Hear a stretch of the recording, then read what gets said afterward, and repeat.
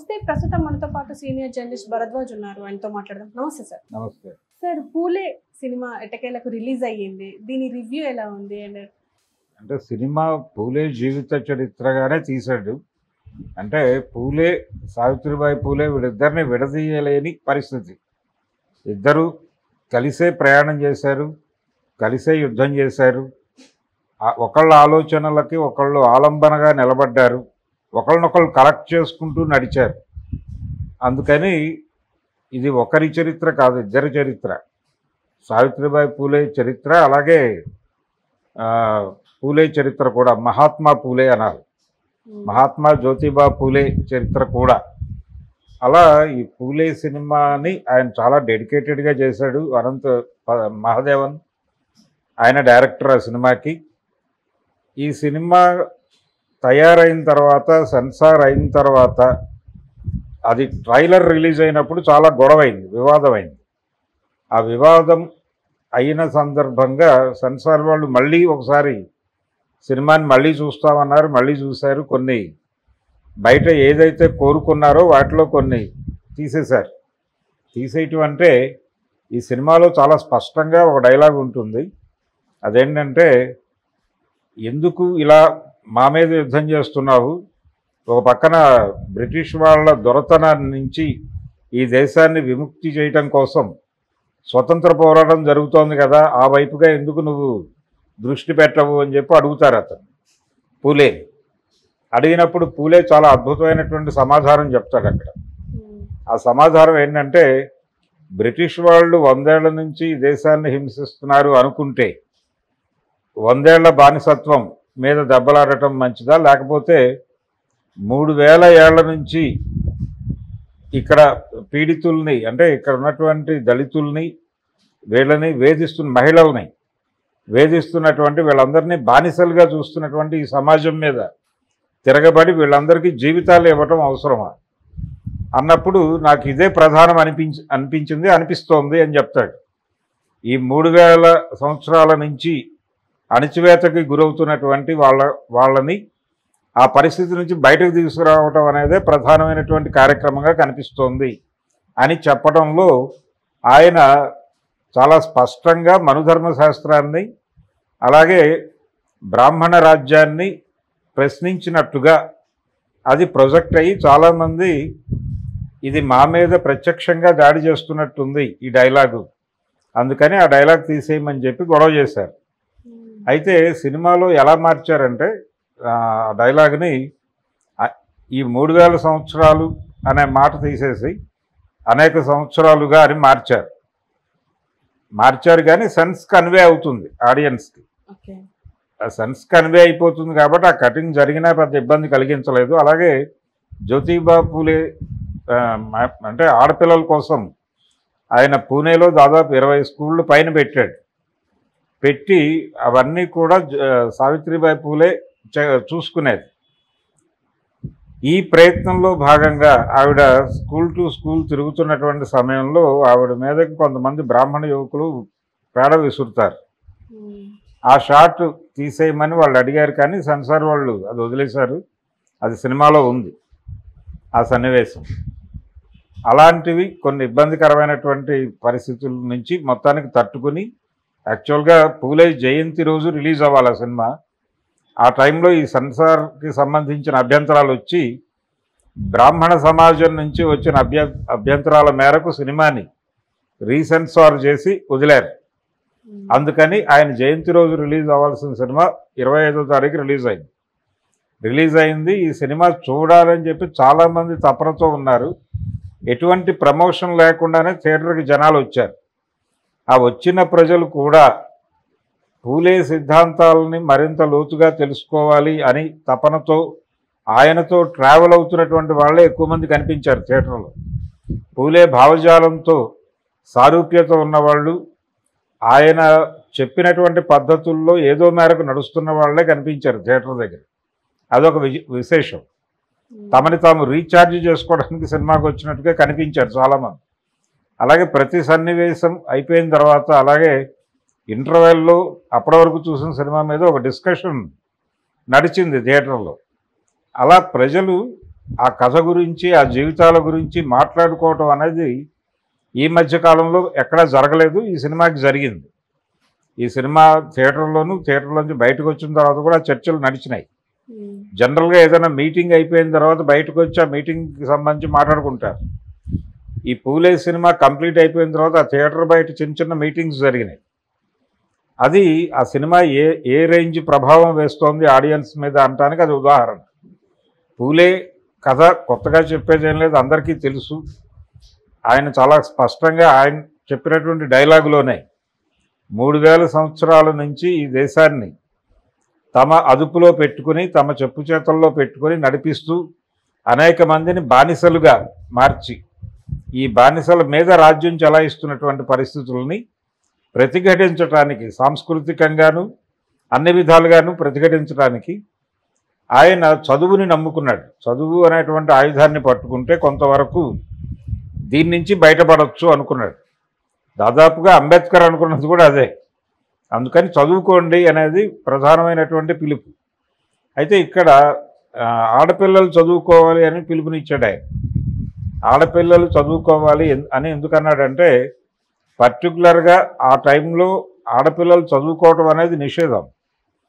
దొంగచాటుగా ఆడపిల్లల్ని తీసుకెళ్ళి చివరికి ఈ చెత్త పారేసేటువంటి ట్రాలీల్లో ఆడపిల్లల్ని కూర్చోబెట్టి పైన చెత్త కప్పి తీసుకెళ్ళి స్కూల్ దగ్గర వదలాల్సినటువంటి ఒక దౌర్భాగ్య పరిస్థితి ఉండేది అప్పుడు.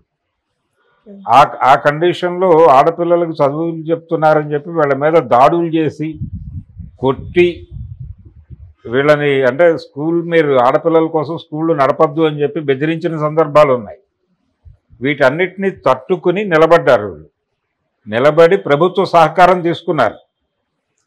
ప్రభుత్వ సహకారం తీసుకునే క్రమంలో మీరు క్రిస్టియానిటీలోకి మారొచ్చు కదా అనేటువంటి ఆఫర్ కూడా వచ్చింది పూణే కలెక్టర్ నుంచి. దాన్ని కూడా కాదు మేము ఫైట్ చేస్తాం, మేము ఇప్పుడు మతం మారటం మరొకటి మారటం కాదు కార్యక్రమం, మేము చూస్తున్నటువంటి సమాజంలో అణచివేతకు గురవుతున్న వాళ్ళందరినీ పైకి తీసుకురావడం అనేది మా ప్రోగ్రాం, అందుకోసం కృషి చేస్తాం తప్ప మేము ఏదో ఈ మతంలో బాగాలేదు కాబట్టి ఇంకో మతంలోకి వెళ్ళటం ఇది కాదు అని చెప్పి అసలు సమాజాన్ని ఎలా అర్థం చేసుకోవాలి, ఒక అధ్యయనం జరగాలి, ఒక రీసెర్చ్ ప్రోగ్రాం జరగాలి సమాజం మీద అని సత్యశోధక్ అని ఒక సమాజాన్ని పెట్టారు వాళ్ళు. అది ఎందుకు పెట్టారు, దాని నడక ఎలా ఉంది ఇప్పుడు అనేది కూడా ఈ సినిమాలో ఒక డిస్కషన్ నడుస్తుంది. అలా ఆ రోజున ఉన్నటువంటి సామాజిక పరమైనటువంటి అణచివేతలు, దళిత్ అనే పదం కూడా పూలే ఇంట్రడ్యూస్ చేసిందే. అంతకుముందు వాళ్ళని అస్పృశ్యులు అనే పిలిచేవాళ్ళు. అస్పృశ్యత ఉండేది చాలా క్లియర్గా. మూతికి ముంత కట్టుకొని వెనకాల తాటాకు కట్టుకుని నడవాలంటే వాళ్ళ పాదాలు కూడా వెనకాల వచ్చేవాళ్ళు. వాళ్ళ పాద ముద్రలు ముట్టుకున్న వాళ్ళకి మైలు అంటుతుంది అనే పరిస్థితి. అందుకని వాళ్ళు నడిచి వెళ్ళేటప్పుడు వెనకాల తాటాకు కట్టుకుంటే అది తుడిచేస్తూ ఉంటుంది ఈ పాదముద్రలు. మాట్లాడేటప్పుడు ఎప్పుడైనా నోట్లోంచి ఏదైనా లాలాజలం ఊరుతుందని చెప్పి ముందు ఒక ముంత కట్టేవాళ్ళు. ఈ రెండూ లేకుండా అస్పృశ్యులు రోడ్డు మీదకి రాకూడదు. వాళ్ళు పనులు చేయాలి, మళ్ళీ పారిశుధ్య పనులు అన్నీ వాళ్ళే చేయాలి, కానీ వాళ్ళు ఇలాగే ఉండాలి. ఈ ఆహార్యంతో ఉండి పారిశుధ్య పనులు చేసుకుంటూ బతకాలి వాళ్ళ జీవితం అంతా. ఇలా కొన్ని వృత్తులు కొంతమందికి కేటాయించి, ఈ కేటాయించటం మీద వాళ్ళు ప్రవచనాలు చెప్పేవాళ్ళు. ఇప్పటికీ చెప్తారు. అంటే భగవంతుడు కొంతమందిని కొన్ని పనులు చేయమని నియోగించాడు. ఆ నియోగించిన వారు ధర్మం తప్పకుండా ఆ పని చేస్తే ఆ పని చేయాలి వాళ్ళు. ధర్మం తప్పకుండా ఉండటం అంటే వారికి ఏ పని నిర్దేశించారో ఆ పని చేసుకుంటూ వెళ్ళటమే ధర్మాన్ని నిలబెట్టడం. ఇది చెయ్యను ఇంకొకటేదో చేస్తాను అనడం ధర్మభ్రష్టత. ఆ పనులు చేయకూడదు. ఆ పనులు చేసిన వాళ్ళని భగవంతుడు మెచ్చడు. ఇలా చెబుతూ వాళ్ళని ఆ పనులు మాత్రమే చేయనిస్తూ ఒక సమూహానికి ఒక పనిలో నేర్పరితనాన్ని నేర్పించడం కోసం, ఒక నేర్పరితనాన్ని తీసుకురావడం కోసం ఈ స్ట్రక్చర్ చేశారు తప్ప దీనిలో వివక్ష లేదు అని మాట్లాడుతూ ఉంటారు. ఇప్పటికీ కుల వ్యవస్థలో వివక్ష ఉంది అని చాలామంది మాట్లాడుతున్నారు, కానీ అది తప్పు. వాళ్ళకి ఆ పనిలో నైపుణ్యం వస్తుంది కాబట్టి వాళ్ళ తర్వాత తరాలకు ఆ నైపుణ్యం ట్రాన్స్ఫర్ అవుతుంది. పారిశుధ్యం పనులు చేసే వాళ్ళకి పారిశుధ్యం పనులు ఎలా చేయాలో వాళ్ళు అలాగే నేర్చుకుంటూ ఆ పనిలో ట్రావెల్ అవుతూ ఉంటారు. నైపుణ్యం పెరుగుతుంది వాళ్ళకి. మంత్రాలు చదివే వాళ్ళకి మంత్రాలు చదవడంలో నైపుణ్యం పెరుగుతుంది. తద్వారా వాళ్ళు మరింత నైపుణ్యంతో పనిచేస్తారు. జనరేషన్స్ టుగెదర్ ఇలా మాట్లాడుతున్నారు చాలామంది. అంటే వాళ్ళు మాత్రమే ఎందుకు పనిచేయాలి, అదే నేర్పడతనం వీళ్ళ పిల్లలకి నేర్పించవచ్చు కదా. బ్రాహ్మణ పిల్లలకి పారిశుధ్యం పని, అక్కడ పారిశుధ్యం పనులు చేస్తున్న వాళ్ళకి మంత్రాలు నేర్పిస్తే 3-4 జనరేషన్ల తర్వాత సెటిలైట్ అవుతారు కదా. ఆ పని ఎందుకు చేయరు అంటే చేయరు. ఆ పని చేయటం ధర్మభ్రష్టత అంటారు మళ్ళీ. అందుకని కులపరమైనటువంటి అణచివేత భారతదేశంలో చాలా స్పష్టంగా ఇప్పటికీ ఉంది. ఇప్పుడు కూడా కులం లేదని చాలామంది మాట్లాడతారు, కానీ కులం ఉనికిలో ఉంది. కులం లేకుండా దోపిడీ లేదు. భారతదేశంలో దోపిడీ కులపరమైనటువంటి దోపిడీయే. కొన్ని కులాలు దోచుకుంటాయి చాలా స్పష్టంగా.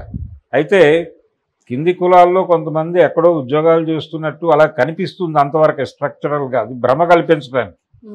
ఐఏఎస్ ఆఫీసర్లలో ఎంతమంది దళితులు లేరు, వాళ్ళు ఎంత లంచాలు తీసుకోవట్లేదు, వాళ్ళు ఎంత పెద్ద పెద్ద బంగ్లాలు కడుతున్నారు, క్రీమీలు అయ్యారు, ఇవన్నీ మాట్లాడుతూ ఉంటారు. కానీ ఈ రోజుకి మాలపల్లిలు మాదిగూడేలు ఉన్నాయి.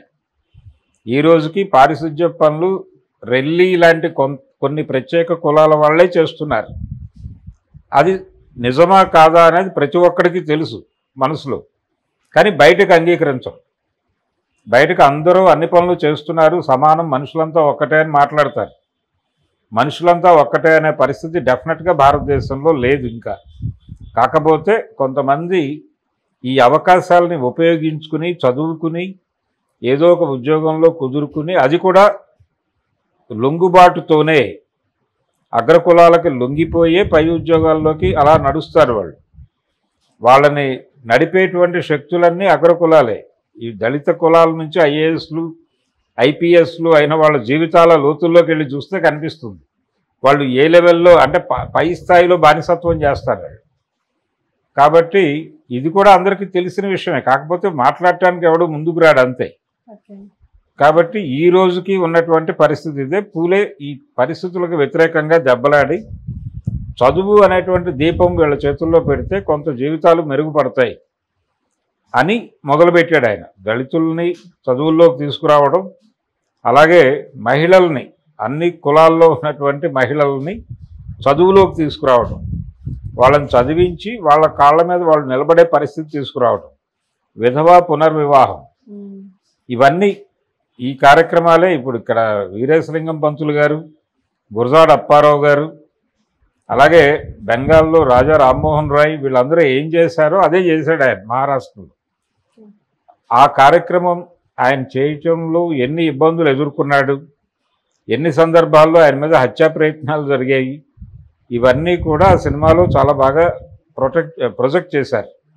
అలాగే పూలే ఐడియాలజీని, జ్యోతిబా పూలే ఐడియాలజీని, అలాగే సావిత్రిబా పూలే ఐడియాలజీని, ఆవిడ పూలే అంత నిబ్బరంగా అంతకాలం తన ఉద్యమాన్ని నడపడానికి ఆవిడ అందించిన తోడ్పాటు ఏమిటి అనేది కూడా చాలా బాగా చూపించారు సినిమాలో. అలాగే వాళ్ళిద్దరి సమన్వయం, ప్రతీక్ గాంధీ ఆ క్యారెక్టర్ యాక్ట్ చేశాడు, పత్రలేఖ అనేటువంటి నటి సావిత్రిబా పూలే క్యారెక్టర్ చేసింది అమ్మాయి. ఇద్దరూ చాలా బాగా ఆ క్యారెక్టర్స్ని అర్థం చేసుకుని మనం ఒక జీవితాన్ని ప్రజల ముందుకు తీసుకొస్తున్నాము అనే స్పిరిట్తో చేశారు ఆ క్యారెక్టర్. అది చాలా బాగా జనాలకు కనెక్ట్ అయింది. ఎక్కడా కూడా ఏదో సినిమా చూస్తున్నాం అనేది కాకుండా వాస్తవ జీవితాలు చూస్తున్నామనే జనం ఫీల్ అయ్యారు సినిమా చూస్తున్నంతసేపు. అదేదో ఎప్పుడో కాలంలో జరిగినట్టేం లేదు, అది రోజువారీ జీవితంలో ఉన్న ఘటనలే. ఇప్పటికీ అదే పరిస్థితుల్లోనే, అంతకు భిన్నమైనటువంటి పరిస్థితులు ఏం లేవు. ఆయన చనిపోయి ఇంతకాలం అయినప్పటికీ ఇప్పటికీ అవే పరిస్థితులు, అదే అణచివేత ఏదో పద్ధతిలో ఉంది. మహిళలు చదువుకుంటున్నారు, అన్ని రంగాల్లో ముందుకు వస్తున్నారు అని చెబుతున్నారు, కానీ ఇప్పటికీ ఆ కట్టుదిట్టాలు, ఆ ఏర్పాట్లు, ఆ స్ట్రక్చరల్ అణచివేత ఉంది. అది లేదు అని అనుకోవడం భ్రమ. ఉన్నది, అయితే అది చెదిరిపోయింది, కొంత గందరగోళమైంది, ఆ విలువలు చెదురుతున్నాయి, కానీ ఆ విలువల్ని కాపాడే ప్రయత్నం కూడా అంతే బలంగా జరుగుతోంది. అందుకని దీన్ని పూలే సినిమాని కేవలం సినిమాగా మాత్రమే కాకుండా జనాల్ని ఎడ్యుకేట్ చేస్తున్నటువంటి ఒక సినిమాగా చూడాలి దాన్ని. ఆ సినిమాని ఆ ఉద్దేశంతో, అది నిజానికి తెలుగులో డబ్ చేసి ఉంటే బాగుండేది. చావా సినిమాని వాళ్ళు బాగానే ప్రమోట్ చేశారు, అంటే వాళ్ళకు అవసరమైన భావజాలం కాబట్టి ప్రమోట్ చేశారు. నిజానికి శివాజీ మహారాజుని ప్రజలకి పరిచయం చేసి శివాజీని మన హీరోగా అనుకోవాలి అనే విషయాన్ని ప్రమోట్ చేసిన వాడు పూలే మహారాష్ట్రలో. ఓకే. ఎందుకు చేశాడు? శివాజీ అనే వ్యక్తి హిందూ మత ఉద్ధారకుడు కాదు.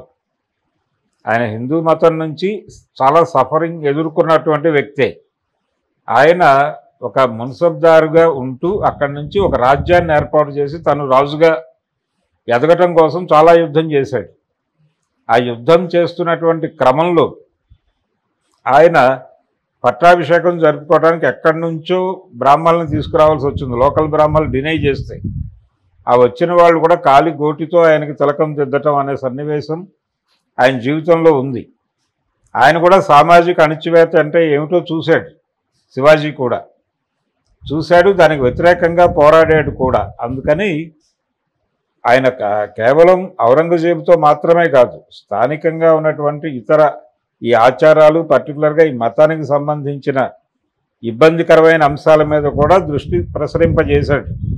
అందుకని శివాజీని, నిజమైన శివాజీని ప్రజల్లో నిలబెట్టడానికి కృషి చేసినవాడు పూలే. అది కూడా ఈ సినిమాలో చర్చించారు.